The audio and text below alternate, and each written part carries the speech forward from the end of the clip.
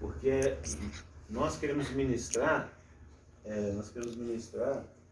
essa palavra, nós queremos ministrar essa palavra nessa sequência para trazer luz, realmente, de como fazer as coisas, né? E como a revelação chega a nós.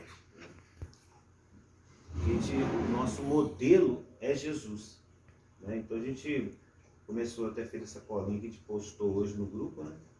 E começa aqui, né? Jesus, ele falando, a gente até não vamos ler, mas só trazer luz, né? Que é os primeiros ensinos de Jesus. Então, em Mateus 4,17, desde então começou a pregar e a dizer: arrependei-vos, porque está próximo o reino de Deus. Então, o primeiro ensino de arrepender, né?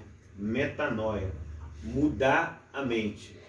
Mudar a mente. Então, a gente falou sobre essa questão dessa mudança da mente. Só que a mente vai mudar, né? Esse arrependimento, essa mudança de mente, ela tem um foco. Qual que é o foco? A gente colocou lá, o Marcos 1,15. E dizendo, o tempo está próximo e o reino de Deus está próximo. Não, o tempo está cumprido e o reino de Deus está próximo. Arrependei-vos, mas crede no Evangelho. Então ele está falando agora do Evangelho, de você crer no Evangelho. Então a sua mente vai mudar, mas você vai ter totalmente teu pensamento no Evangelho, nas boas novas de Cristo. E eu já falei, muitas das vezes uma pessoa nem convertida ainda, ela já é religiosa. Nem convertida ainda, já pregaram para ela que crente tem que andar de terno e gravata. Que crente tem que ter o seu modo de vestir. Que crente tem que ser o linguajar. Que crente tem que ter uma casinha. E assim, ele já é religioso, ele já tem os seus padrões humanos, sem ser convertido. Mas Jesus, ele mostra que o reino de Deus está próximo e que nós devemos nos arrepender e crer no Evangelho. Nós temos que crer no Evangelho. E aí, depois, vem o próximo texto, que é o Mateus 4,19, e disse-lhes, vinde após mim, né? Vinde após mim, e eu vos farei pescadores de homens. Jesus, quando fala do poder dele, a mim é dado todo poder no céu e na terra, então ele disse, ide e fazei discípulos. Então, Jesus é o modelo. Ele mostrou como fez com os discípulos, como chamou os discípulos, como viveu com os discípulos, como exortou, animou, confrontou, corrigiu. Tudo que ele fez com os discípulos. E ele agora fala só, vocês também vão fazer. Vocês agora vão fazer discípulos. Porém, o evangelho que Jesus pregou, o reino que ele trouxe, né, nós também falamos, né, que esse reino é o governo de Jesus. É Jesus agora governando o homem em justiça, paz e alegria do Espírito Santo. Não é uma alegria do mundo. É a alegria do Espírito Santo. É uma alegria do alto. Amém. E nós falamos dessas primeiras palavras de Jesus. E os primeiros ensinos de Jesus, qual foi? Né, lá o Mateus 5,3. Bem-aventurado o pobre de espírito, porque deles é o governo de Deus, o governo dos céus. Porque deles não vai ser, é o governo. Alguém que se esvazia, né, que se inclina com o vento, alguém que é pobre em espírito, alguém que realmente, né, é abatido de coração, alguém quebrantado. O governo, Jesus pode entrar e governar, habitar nessa proposta, até na revelação de que nós somos a casa dele, que nós somos a igreja. Então aí agora ele pode governar. Só que aí ele segue falando, que aí é o texto que nós queremos trabalhar nele. falar um pouco mais hoje, que depois vou ter que colocar na sequência dessa colinha, que é então é o Mateus 5,4, onde está falando bem-aventurado, né? É os que choram. Porque serão consolados. Grava bem, amado. Serão consolados. Quando você se humilha, humilde, pobre em espírito, você já pertence. O reino já é teu. E quando você faz isso, você anda nesse caminho, você sujeita, então o Senhor já pode governar. O governo do alto, o governo dele, a vontade dele, já começa a reinar em você, dominar você. Ainda que estamos na carne. E até mesmo por estarmos na carne, é que nós então choramos. Né? Em Coríntios fala desse choro, de um choro segundo Deus. Alguém que de fato o reino está dentro e agora ele é chamado a ser feliz, ou mais do que feliz. E num choro, né? O choro pode durar uma noite, mas a alegria do alto vem pela manhã. Fala dessa nossa vida, dessa nossa trajetória. Nós cremos. Mas agora, o que ele está querendo dizer acerca desse choro? Amados, a Bíblia fala que Jesus chorou. Jesus chorou. Jesus, quando olha e vê ali as pessoas que conheciam Lázaro, a sua irmã, viu aquela situação, eles apavorados, porque Jesus não estava naquela condição. Jesus ficou 2 dias aí na cidade, para depois ir para estar com Lázaro, e falou, olha, tudo que está acontecendo, essa doença, essa morte, isso aí é para o Senhor ser glorificado. Mas fala que ele olhou para as pessoas e chorou.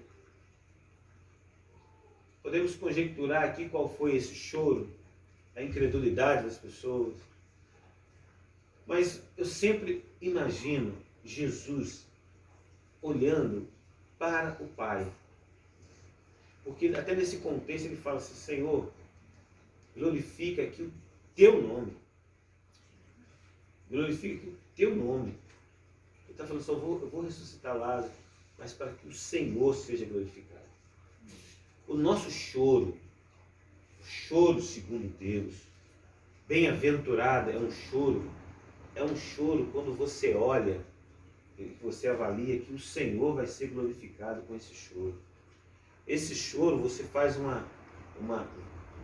olhar, uma ótica para o Pai. Por quê? Para o Pai. Como o Pai está vendo o meu choro? Como? Porque eu posso chorar por causa de mim. Eu posso chorar porque está doendo em mim. Eu posso chorar porque eu estou tendo perdas. Eu posso chorar porque a minha vontade não está sendo prevalecida. Porque, afinal de contas, eu agora confessei Jesus como Senhor e as coisas têm que acontecer conforme eu quero. Porque a minha mente ainda não está meio turbulenta. Ela não está ainda crendo no Evangelho. Então eu posso ter um choro segundo o homem, segundo a minha vontade, segundo as minhas expectativas. Mas agora o nosso choro, ele tem que ser um choro segundo Deus. O que é um choro segundo Deus, amor? Por que segundo Deus? Porque agora nós andamos também nesse caminho de olhar para Jesus e ver como Jesus fez discipulado. Jesus, amado, não levantou nenhuma casinha para fazer discipulado. Jesus não fez nenhuma gracinha com ninguém. Ele foi sempre na raiz.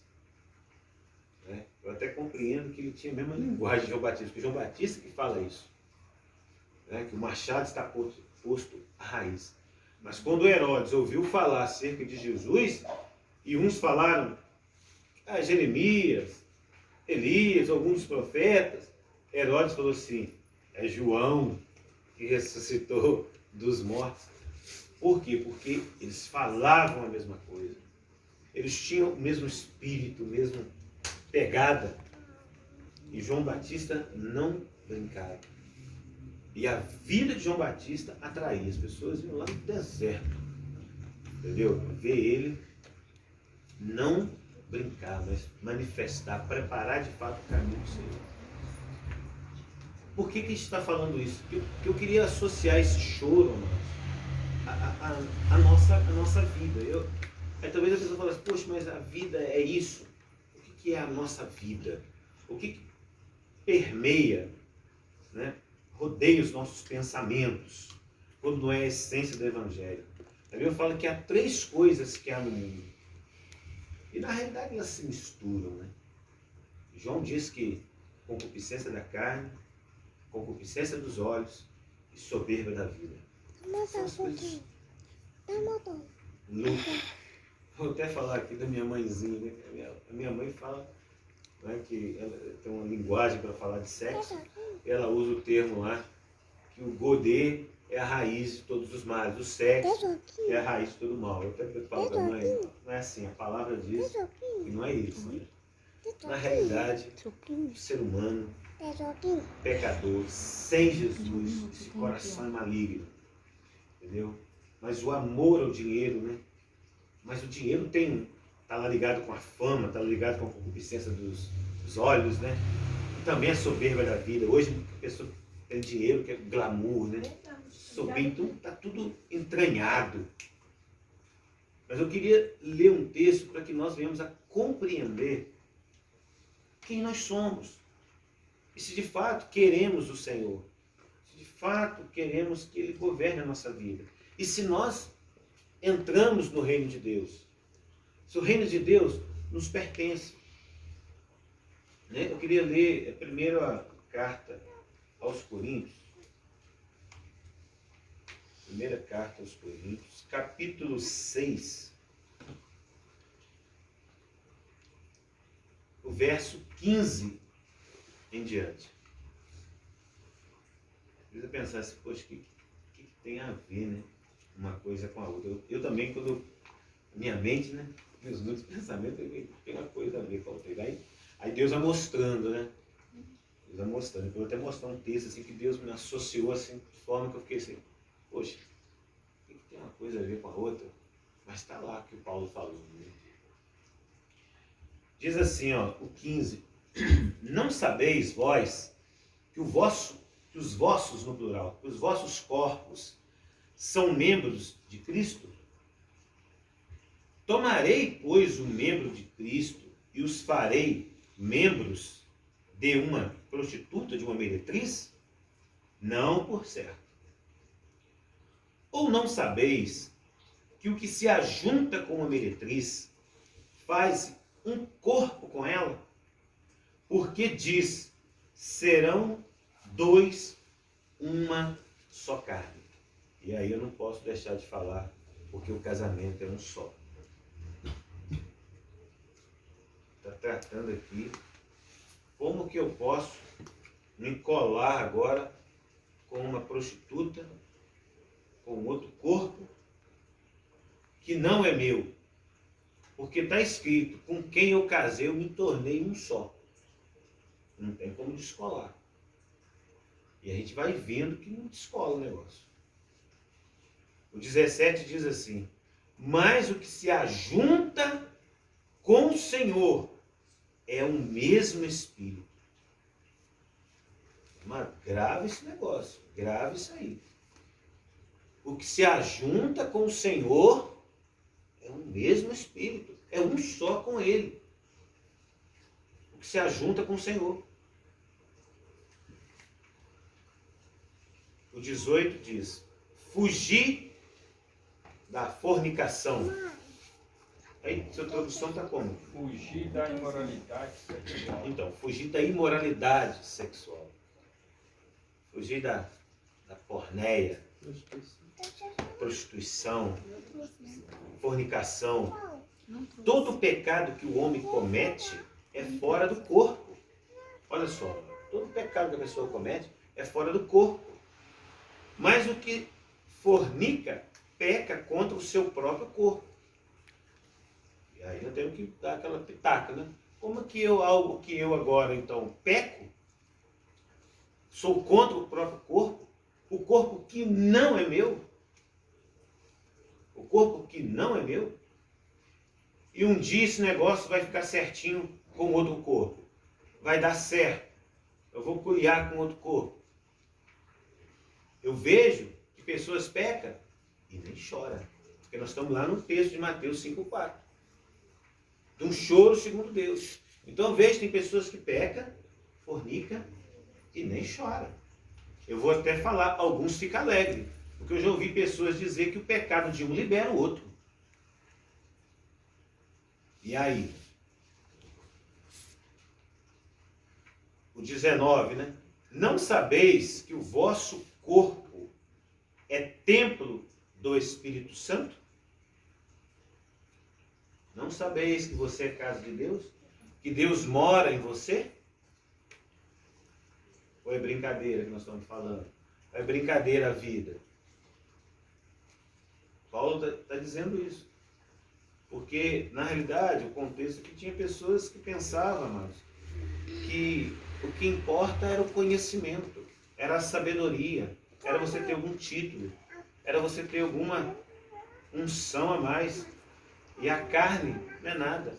Então eu posso pecar, bora pecar, bora prostituir, porque no fundo tem um conhecimento, eu sou isso, eu sou aquilo. As pessoas nessa época muitos pensavam assim. E Paulo fala, não é assim não. Teu corpo não é seu.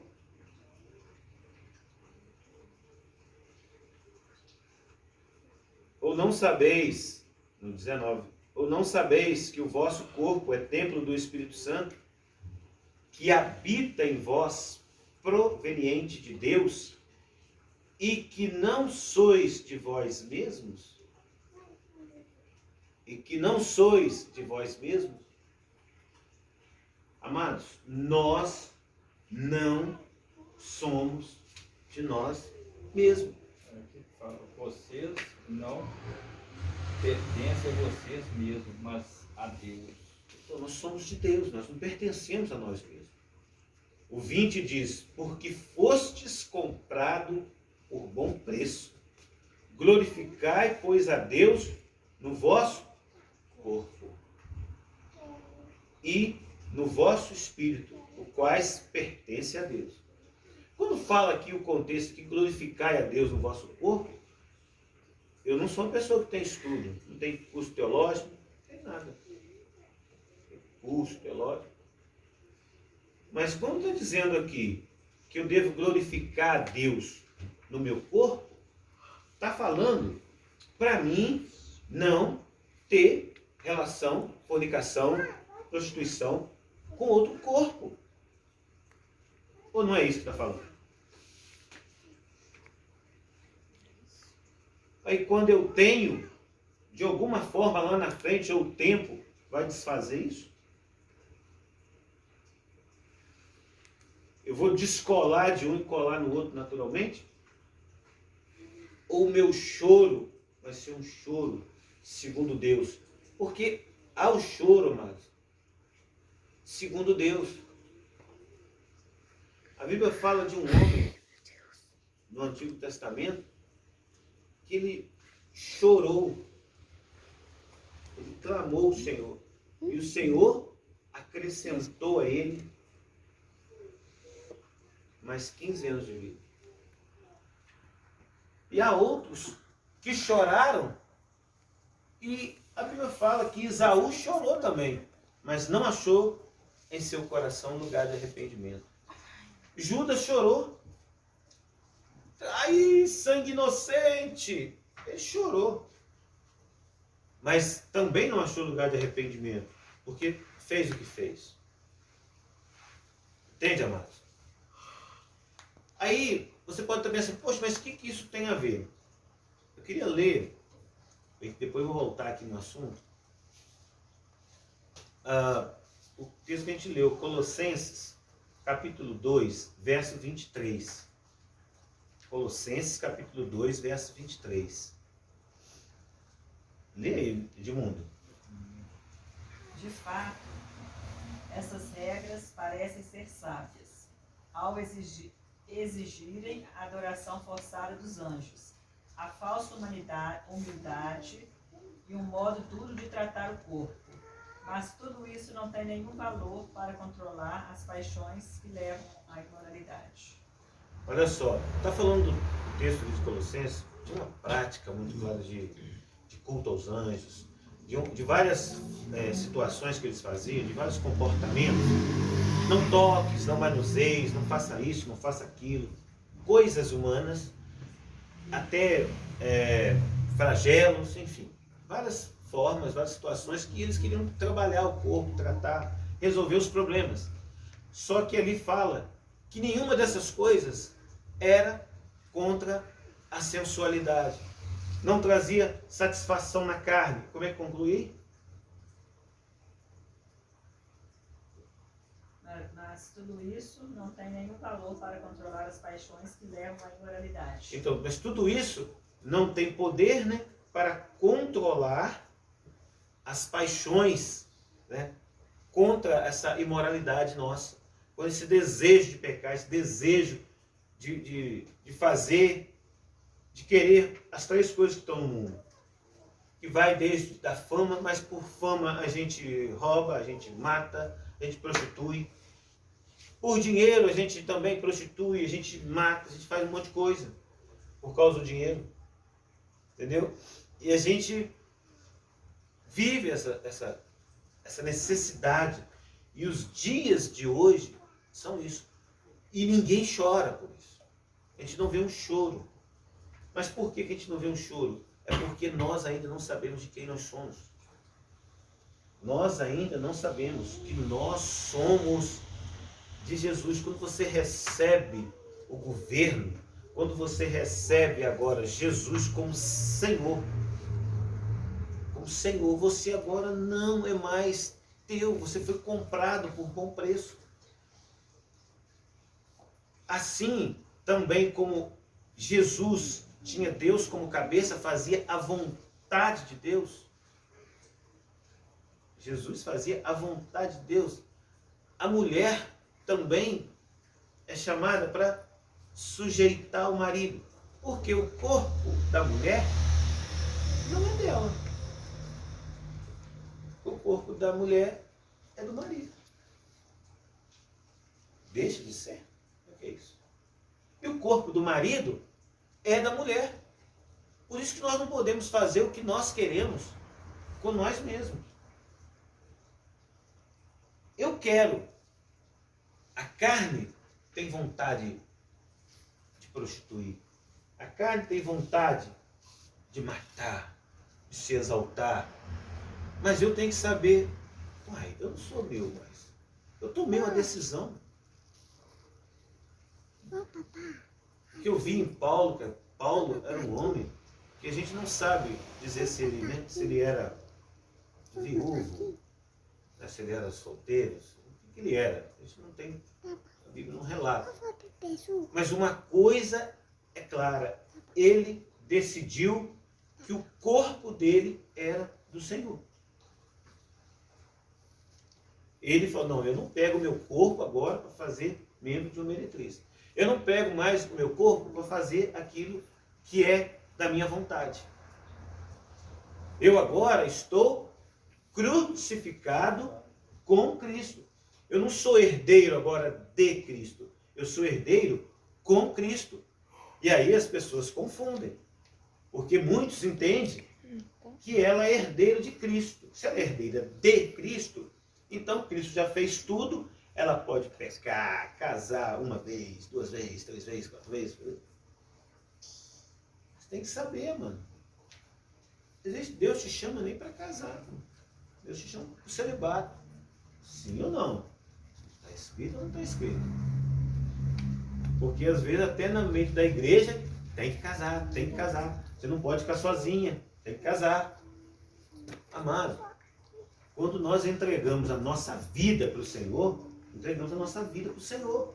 O que está escrito? O que nosso ensino nós falamos? Ele agora fala, ó, o reino de Deus é chegado, então vocês têm que se arrepender, mudar a mente. Ó, agora, vinde após mim. E mais na frente, depois ele fala assim, ó, quem quer vir após mim e não abrir mão de tudo quanto tem, abrir mão de pai, mãe, filhos, mulheres, abrir mão, mulher, abrir mão de tudo, até da sua própria vida, não pode ser meu discípulo. Então eu lembro dessa conversa que eu tive, né, uns 4 meses atrás, e a cada dia que passa, a coisa vai ficando mais estreita, né? Mais estreita. Mais estreita.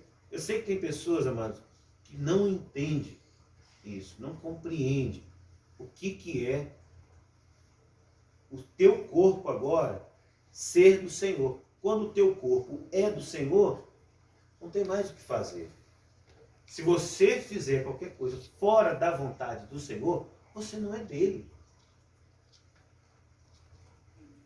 Você não é dele. Ó, você quer ver quando fala a vontade do Senhor? A vontade do Senhor é a vossa santificação.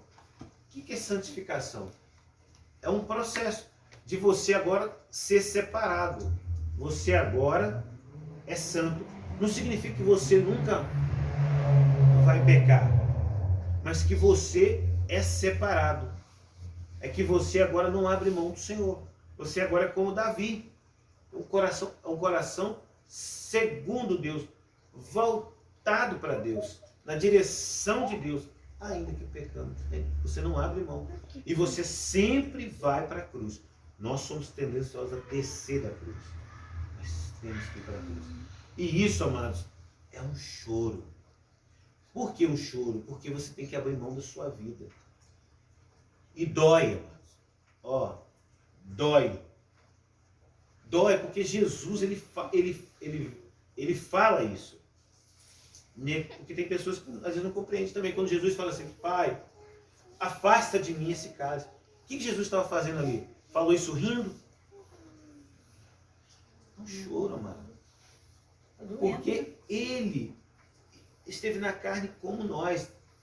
Por isso que ele pode compadecer de nós, dos nossos pecados, da nossa dificuldade, da nossa luta, da nossa guerra, do nosso choro, porque ele padeceu na carne, ele sofreu na carne.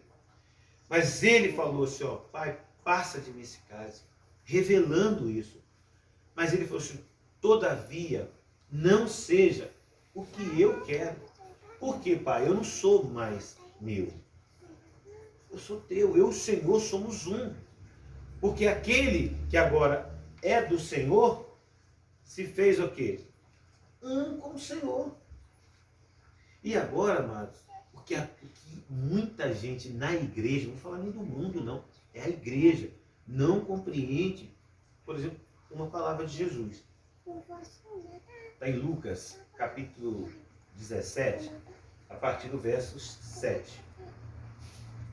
Lucas, só acho que é rapidinho aqui, Lucas, capítulo 17, versículo 7. Qual de vós tendo servo, é isso? Isso. Olha isso. Quer ler, Paulo? Qual de vós, tendo um servo a lavrar ou a apacentar gado, lhe dirá ao voltar ele do campo, chega-te já e reclina-te à mesa? Não lhe dirá antes, prepara-me a ceia e cinge-te e serve-me, até que eu tenha comido e bebido, e depois comerás tu e beberás? Porventura agradecerá o servo, porque este fez o que lhe foi mandado? Assim também vós, quando fizerdes tudo o que vos for mandado, dizei, somos servos inúteis, fizemos somente o que devíamos fazer. Amém, amado? O senhor não entende. O servo, amado, o que ele vem para fazer? Para servir. Então, às vezes, a pessoa não compreende o que é ser servo de Deus. Parece que o servo de Deus é para ser exaltado. Jesus falou assim, ó, no mundo, vocês vão ter maiorais. Mas agora no meu reino não será assim. O que é grande seja pequeno, o que é maior, eu sou maior, sou alguma coisa. Sirva, trabalhe mais do que os outros, sirva mais do que os outros. Não é para receber. Então nós não concebemos, porque nosso coraçãozinho bom, né? Não é como a Bíblia diz, desesperadamente corrupto. Então a gente fica assim, gente, porque nós temos que ir para a prática. Trabalhou o dia inteiro. Tem algumas traduções que falam que o servo pegou o calor do meio-dia, o sol do meio-dia, a fadiga da hora intermediária. E agora chega em casa cansado, de um dia de trabalho, forçado. Ele tem que ir servir o seu Senhor. O seu jantar, a sua comida, a sua bebida. E aí eu imagino o servo que trabalhou o dia inteiro ali, servindo, sentindo o cheiro, não sei, querendo tomar um banho e vendo tudo aquilo. E o Senhor não tem que lhe agradecer, dar graças, porque o servo é servo. O servo perdeu. O servo agora, ele não tem, só tem que esperar. Ele está fazendo o que foi chamado. Ele decidiu ser servo, a condição dele é de servo. E aí, amados, encerra aí. Só depois que ele vai, então, preparar o seu banho, preparar a sua ceia, para depois comer. E ele só fez o que foi chamado. Ele é servo inútil. Um servo inútil. Ele só fez o que foi chamado. Amado, depois que nós fizermos tudo, abrimos mão de tudo, se nós não tivermos esse coração, por que Jesus vai tão fundo nessa ferida? Porque eu já me achei mais bonito que a minha esposa e achava que merecia uma mulher mais bonita. Tenta imaginar um trem desse. É o nosso coração. É o homem que não chora. É o homem que se coloca como prioridade. Mas da mesma forma a mulher também. A mulher também. Às vezes ela se acha. Por quê? São tantos os nossos desejos. O filho. Amado, o filho ignora a casa do pai. Ignora o pão. Ignora o amor do pai para com os empregados. E ele simplesmente decide ir e curtir a vida. Não chorou, mas não chora. É a passagem do filho pródigo. Nós somos assim, essa é a nossa vida. Agora, o contexto que a gente está falando aqui é por quê, amados?